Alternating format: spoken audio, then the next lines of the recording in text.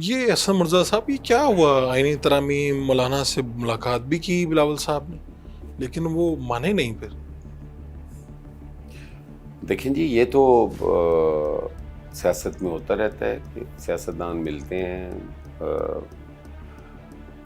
ایک دوسرے کی جو گفتگو ہے اس سے اتنا وہ نہیں فائدہ مند ہوتی، لیکن اس کا مطلب یہ تو ہرگز نہیں ہے کہ کوئی وہ ناکامی ہو گئی ہے. یہ ڈائیلاگ اور گفتگو ہی سیاست ہے، اور انشاءاللہ تعالی یہ اینڈ آف دی ڈے جو ہوگا تو وہ بہتری کی طرف جائیں گی چیزیں. مولانا کے بغیر آئینی ترامیم ممکن ہے؟ دیکھیں، مولانا کے بغیر آئینی ترامیم کو یہ کہنا کہ ممکن نہیں ہے، میں سمجھتا ہوں کہ یہ سیاست ہے، اور سیاست کے اندر کوئی بھی چیز جو ہے اس کو بنیاد بنا کے نہیں کہا جا سکتا کہ یہ ان کے علاوہ ممکن نہیں ہے.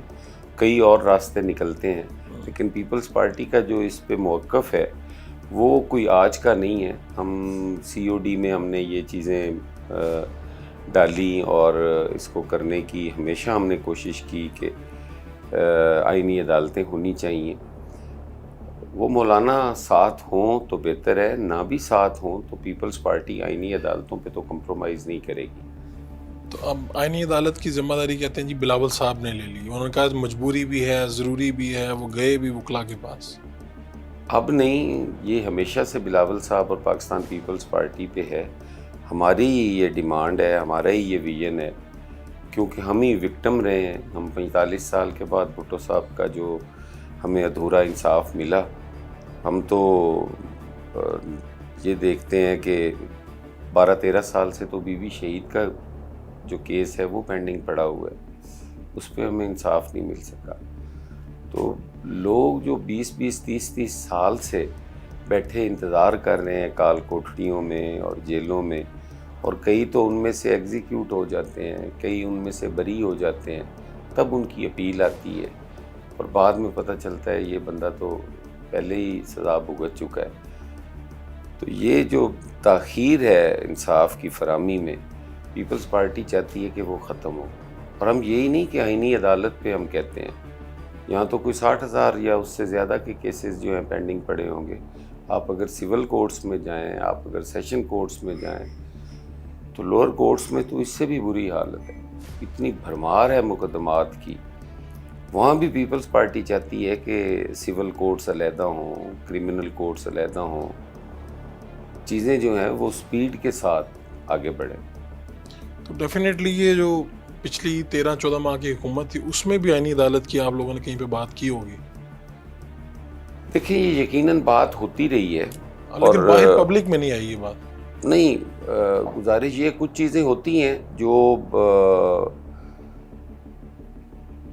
ابھی اپنے انیشل فیزز میں ہوتی ہیں، اور وہ اس سطح پہ نہیں آتی کہ پبلکلی وہ ڈسکس ہوئی ہوں. ویسے یہ مطالبہ تو ہمارا ہمیشہ رہا ہے. یہ تو مساک جمہوریت میں بھی یہ بات مساک جمہوریت سی او ڈی میں میں نے آئی. پہلے عرض کی ہے، لیکن وہی میں سوچ رہا تھا کہ پچھلی حکومتوں میں پیپلز پارٹی کی طرف سے شاید پبلک میں یہ بات آئی نہیں. مساک جمہوریت کے بعد شاید اس بات پہ کوئی نہیں، یہ تو اکثر ہوتی رہی ہیں باتیں. یہ تو جب میرے خیال ہے افتخار چودھری کا وہ چل رہا تھا، یہ اس وقت بھی تھیں یہ چیزیں ساری. تو اب آپ کو لگتا ہے کہ بھئی یہ تو ہو کر رہنا ہے آپ نے کہ اس کے آئینی عدالت سے پیچھے تو ہم جا ہی نہیں سکتے؟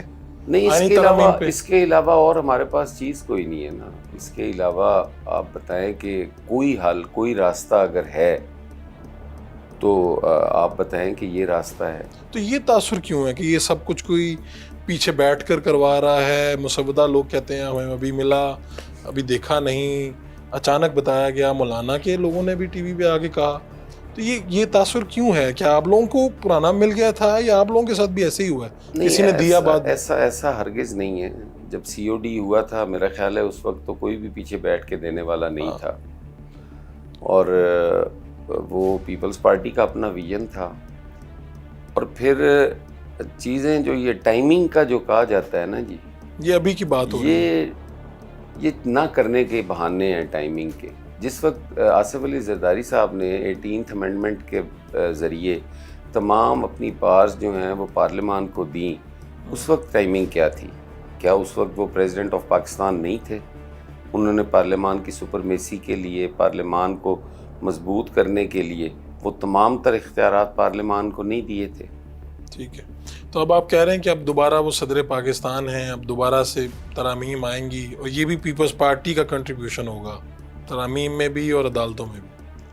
دیکھیں، پیپلز پارٹی ہی وہ واحد پولیٹیکل پارٹی ہے جس نے آج تک آئین بنانے سے لے کے اس کو سنوارنے تک، اس کی حفاظت کے لیے پاکستان پیپلز پارٹی نے ہی ساری اسٹرگل کی ہے. اور کسی جماعت کا آپ بتا دیں کہ ان کا کوئی آئینی کردار رہا ہو، یہ یقیناً ہے کہ وہ حکومتوں میں بھی آتے رہے، وہ سارا کچھ کرتے رہے، لاڈلے بھی رہے. پیپلز پارٹی ایک ہے جو ہمیشہ NFC ایوارڈ اگر اس وقت نہ ہوا ہوتا، آج صوبوں کے کیا حالات ہوتے، آج آپ کی یہ اکائیاں کہاں کھڑی ہوتی.